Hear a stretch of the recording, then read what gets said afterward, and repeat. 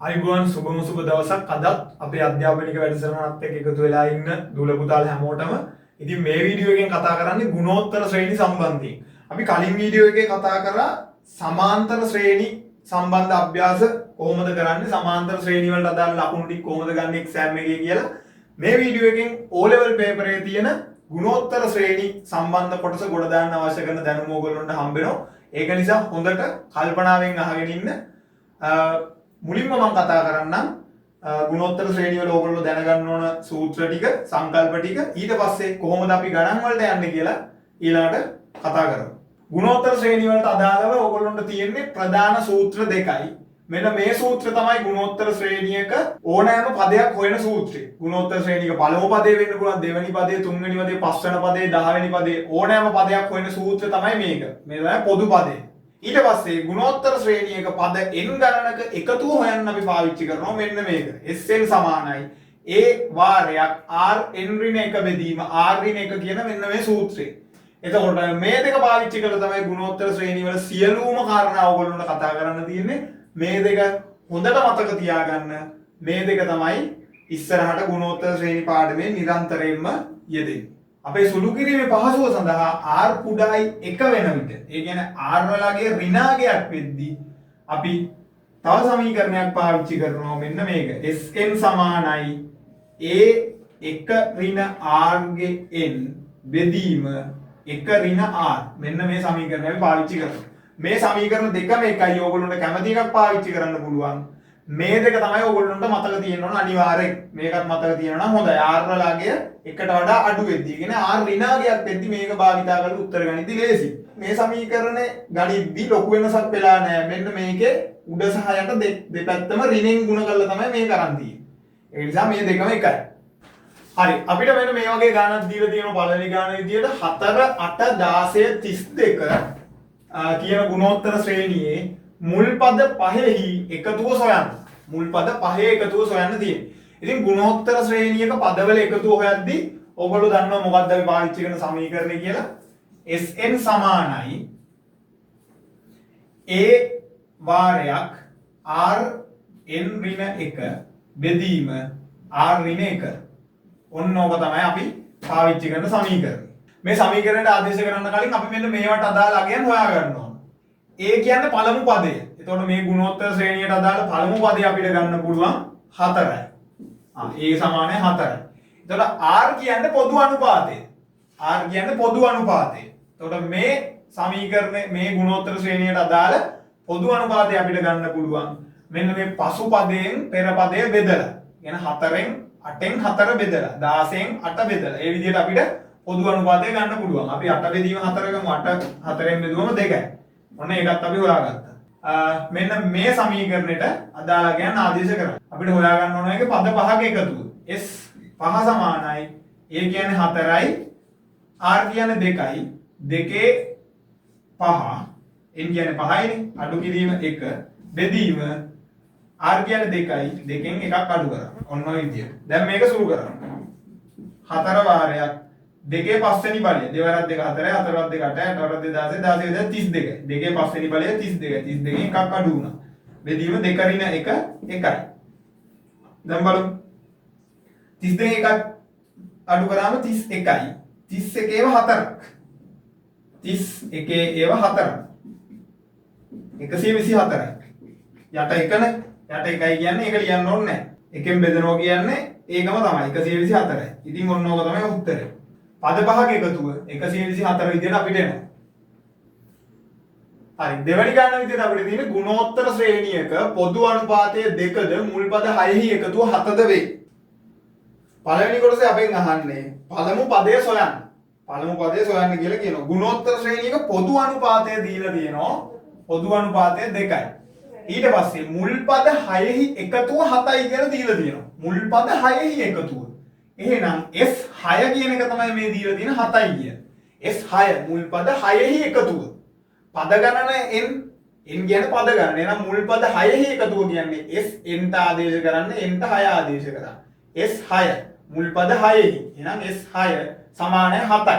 ඔන්න ඔය විදිහට තියෙනවා. ඊළඟට අපෙන් අහන්නේ පළවෙනි ප්‍රශ්නේ පළමු පදය සොයන්න. ඒ කවුද කියලා තමයි අහන්නේ. එහෙනම් ඒ හොයන්න කියලා කියන්නේ. එහෙනම් මේ තුන් දෙනාම පැටලිච්ච සමීකරණය තමයි ඕගොල්ලෝ දන්නෝ. පද n ගානක එකතුව හොයන Sn සමානයි a වාරයක් Rn ඍණ 1 බෙදීම R ඍණ 1 කියන සමීකරණය. දැන් මේකට ආදේශ කරන්න තමයි තියෙන්නේ. දැන් බලමු. Sn කියන්නේ S6නේ. S6 කියන්නේ මොකද්ද? 7යි. S6 කියන්නේ 7යි. එහෙනම් 7 සමානයි A. A අපි දන්නේ නැති එක. R කියන්නේ 2යි. දෙකේ n කියන්නේ කවුද? n කියන්නේ 6යි. n කියන්නේ 6යි කියලාත් අපි ලියාගමු. n කියන්නේ 6යි. මේකනේ හොයන්න ඕනේ n කියන්නේ 6යි. n වල ගියත් අපි දන්නවා. 6. අඩු කිරීම 1. බෙදීම R කියන්නේ 2යි. දෙකෙන් එකක් අඩු කරා. හරි. දැන් ඒ වලගේ තමයි හොයන්න ඕන. දැන් මේක මේ විදිහට සුළු කරමු. 7 සමානයි a වාරයක් දෙකේ 6 වෙනි බලය. දෙකේ 6 වෙනි බලය කියන්නේ දෙවරක් දෙක 4 හතරක් දෙක 8 8ක් දෙක 16 16 දෙක 32 32 දෙක 64.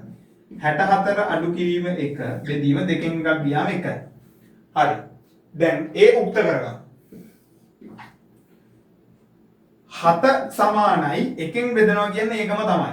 a වාරයක් 64න් එකක් ගියාම 63යි. 63යි.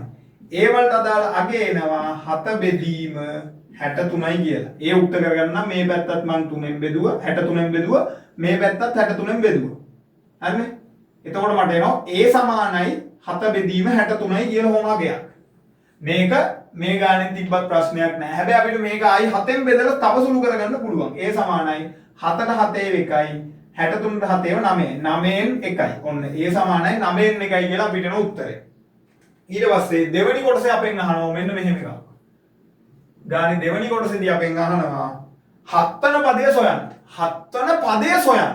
අයනම් 7 වෙනි පදය අහනවා නම් අපි දන්නෝ සමාන්තර ශ්‍රේණියක පොදු පදය Tn සමානයි Arn ඍණ 1 කියන සූත්‍රය.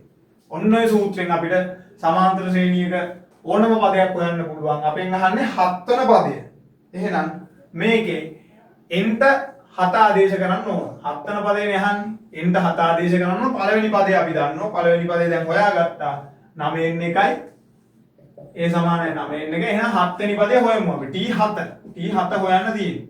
9න් 1යි. ඔන්න මම දැන් ආදේශ කරගෙන යන්න හදන්නේ. 9න් 1යි. R කියන්නේ පොදු අනුපාතය. පොදු අනුපාතය 2යි. පොදු අනුපාතය දන්නවා. 2යි. n කියන්නේ 7යි. 7න් එකක් අඩු වෙනවා. හරිනේ? මේකට ආදේශ කරා. right. T7 සමානයි 9න් 1 වාරයක් 7න් එකක් 6. දෙකේ 6 වෙනි බලය. දෙකේ 6 වෙනි බලය කියන්නේ කීයද? 64යි. right. දැන් මේකට ආදේශ කරා. T7 සමානයි 9න් 1 වාරයක් 64යි. T7 සමානයි 64 බෙදීම 9යි කියලා අපිට එනවා උත්තරය. හරි. මේ ගානේ තුන්වෙනි කොටසෙන් අපෙන් අහනවා මුල් පද 10ෙහි එකතුව සොයන්න. මුල් පද 10 එකතුව හරිම ලේසි. අපි මේ සමීකරණ එහෙට මෙහෙට දාන්න තමයි තියෙන්නේ. අපි දන්න සමීකරණ දෙක එහෙට මෙහෙට දාන්න තියෙන්නේ. මුල් පද 10 එකතුව.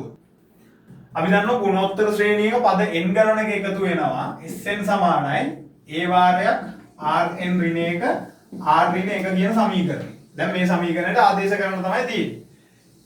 හරි. අපෙන් අහන්නේ පද 10ක එකතුව. එහෙනම් S10 සමානයි. හරි. පළමු පදේ අපි දන්නවා පළමු පදේ 9න් 1යි කියලා අපි හොයාගෙන තියෙනවා. 9න් 1 ආදේශ කරා වාරයක්. R කියන්නේ පොදු අනුපාතය 2යි කියලා අපි දන්නවා. දෙකේ 10 වෙනි පදේ තමයි අපිට හොයන්න තියෙන්නේ. එකක් අඩු කරා. R කියන්නේ පොදු අනුපාතය එකක් අඩු කරා. ඔය විදිහට ආදේශ කරා. දැන් සුළු කරමු. 9න් 1යි දෙකේ 10 කියන්නේ 1024. බලන්න දෙවරක් දෙක 4යි 4ක් දෙක 8යි 8ක් දෙක 16 16 දෙක 32 32 දෙක 64 64 දෙක 128යි 128 දෙක 256යි 256 දෙක 513යි 512 දෙක 1024යි දෙකේ 10 කියන්නේ 1024යි 1024න් එකක් අඩු වුණාම ආයෙක අපි ලියමු 1023යි ඔන්න 1024න් එකක් අඩු වුණා බෙදීම දෙකෙන් එකක් එකයි හරිනේ එකෙන් බෙදනවා කියන්නේ මේ ප්‍රකාශනයම තමයි එන්නේ හරි එහෙනම් අපි ලියන්න පුළුවන් 9න් 1 වාරයක් 1023යි. උත්තරේ විදියට එනවා 1023 බෙදීම 9ක්. ඔන්න ඔය විදියට. මේ විදියට හොයන්න පුළුවන් අපිට පද 10ක එකතුව. ඉතින් ඔන්න ඔය විදිහට තමයි ගුණෝත්තර ශ්‍රේණි ගානක් අපි හදන්නේ. ගුණෝත්තර ශ්‍රේණි ගානකට ප්‍රවේශ වෙන්නේ. මේ විදිහට ප්‍රැක්ටිස් කරන්න පාස් පේපර්ස් ගණන් ටික හදන්න සමාන්තර ශ්‍රේණි ගුණෝත්තර ශ්‍රේණි දෙකම ගණන් ටික හොඳට හදන්න දෙකේම සමාන්තර ශ්‍රේණි වීඩියෝ එකක් බලලා ඉන්න මේකත් බලන්න බලලා වැඩේ කොට දාගන්න. ජය වේවා.